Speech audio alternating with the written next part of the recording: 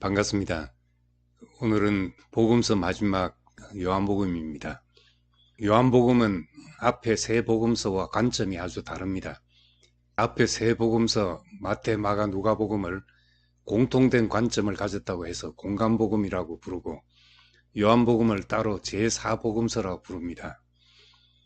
요한계시록 4장에 보면 보좌 주위에 네 생물이 나옵니다. 그 첫째 생물은 사자와 같고 그 둘째 생물은 송아지 같고 그 셋째 생물은 얼굴이 사람 같고 그 넷째 생물은 날아가는 독수리 같다 하였습니다. 그런데 네 개의 복음서를 생물로 비유하자면 계시록에 나오는 네 생물과 순서까지 일치합니다. 사자는 유다 지파의 사자인 예수, 왕적인 복음인 마태복음에 적합하고 무거운 짐을 지는 짐승인 소는 종의 복음인 마가복음에 어울립니다. 사람은 인자의 복음인 누가복음을 상징하고 독수리는 하늘로부터 오신 예수님을 말하는 요한복음입니다. 요한복음의 시각은 독수리의 시각처럼 하늘에서 내려온 예수를 말하면서 예수의 신성을 강조합니다. 그래서 나와 아버지는 하나이다 라는 말씀에 근거한 삼위일체나 아브라함이 있기 전에 내가 있었다라는 말씀에 근거한 그리스도의 선제설 등은 요한복음 때문에 나오는 교리입니다. 요한복음이 없었다면 이런 교리는 나오지 않았을 것입니다. 공관복음의 중심되는 메시지는 하나님 나라인데 요한복음 중심되는 메시지는 예수 자신입니다. 그래서 요한복음에는 공관복음에서는 흔히 볼 수 있는 하나님 나라는 마치 무엇과 같다라는 비유가 나타나지 않고 대신 나는 무엇이다 라고 예수 자신의 정체를 밝히는 비유가 나옵니다. 빛과 생명, 떡과 물, 양의 문, 포도나무 등은 예수 자신이 누구인지를 말하고자 한 것입니다. 결국 인간이 필요로 하는 모든 것이 예수 안에 있다고 말하고 있습니다. 그래서 마태복음에서 외식과 거짓된 자기의 의를 책망하는 것과 달리 요한복음에서는 예수를 믿지 않는 것을 죄라고 말하고 있습니다. 요한복음에 나오는 핵심 단어들은 생명, 진리, 영광, 하나됨, 사랑 등입니다. 모두 서로 연관되어 있는 개념이지만 생명이란 말이 그 중에서도 가장 중심이 되는 말입니다. 예수께서 내가 온 것은 양으로 생명을 얻게 하고 더 풍성히 얻게 하려는 것이라 하셨고 요한도 오직 이것을 기록하면 예수께서 하나님의 아들 그리스도이심을 믿게 하려 하며 또 너희로 믿고 그 이름을 힘입어 생명을 얻게 하려 합니다 하였습니다. 생명을 얻게 하는 것이 예수께서 이 땅에 오신 목적이고 요한이 복음서를 쓴 목적이라고 말합니다. 생명 또는 영원한 생명은 같은 말인데 다른 공관복음서에 비해 요한복음에 특별히 많이 나옵니다. 공관복음서에서 구원은 하나님 나라에 들어가는 것이고 바울 서신에서 구원은 의롭다함을 얻는 것이라면 요한복음에서 구원은 영생 또는 생명을 얻는 것입니다. 그래서 요한복음을 가리켜 생명의 복음이라고 말합니다. 살기 위해서는 꼭 필요한 것이 있는데 바로 음식과 물입니다. 살려는 의지가 있으면 배고픔과 목마름이 있습니다. 예수께서는 자신을 가리켜 생명의 떡, 생명의 물이라고 했습니다. 그러니 그를 먹고 마시는 것이 생명을 얻는 길입니다. 요한복음은 1장 1절부터 창세기를 밑그림으로 하고 있습니다. 그리고 예수의 말로 동산에 있었던 생명나무라는 것을 강하게 암시합니다. 동산에서 살기 위해서는 생명나무 열매를 먹어야 했듯이 생명을 얻기 위해서는 예수 자신을 먹어야 했습니다.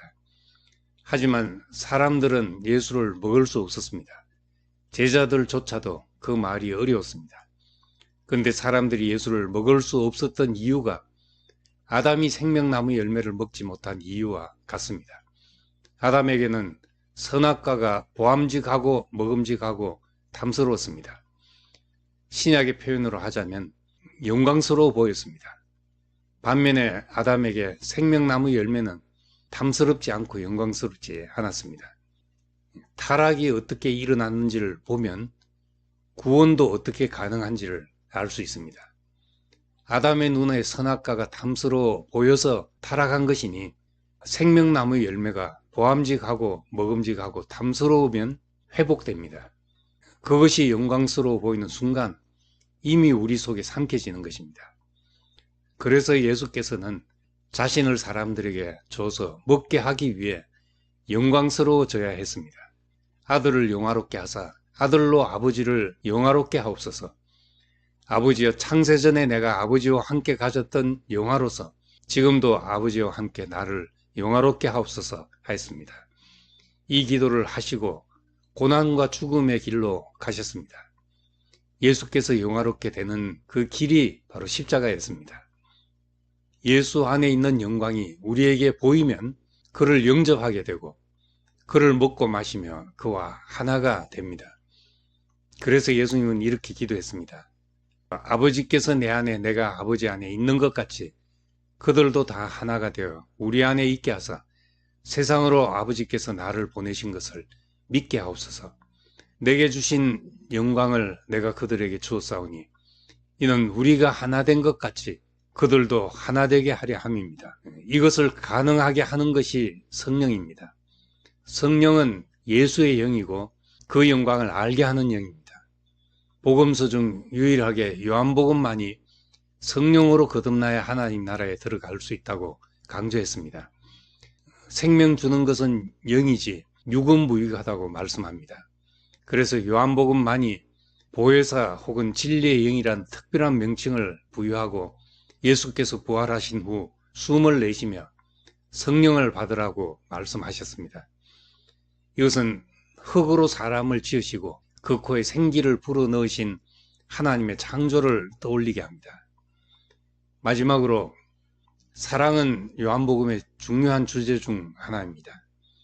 요한복음에서 사랑이란 말이 얼마나 중요한 주제인지는 얼마나 많이 언급되었는지를 보면 알 수 있는데 공관복음서에 사랑을 언급한 횟수를 다 합친 것보다 요한복음의 사랑이란 단어가 훨씬 많이 언급되었습니다.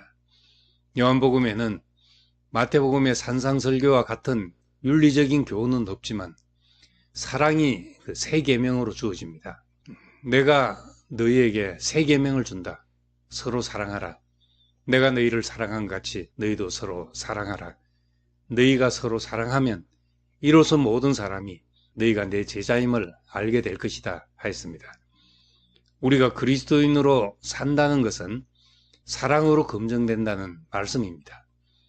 친구나 공동체 구성원 간의 사랑처럼 현실적이고 구체적인 사랑을 말씀한 것은 구체적인 사랑이 추상적인 다른 말씀들을 확정하기 때문입니다. 우리가 요한복음을 양식으로 먹어서 그 열매가 관계 속에서 사랑으로 나타나기를 소망합니다.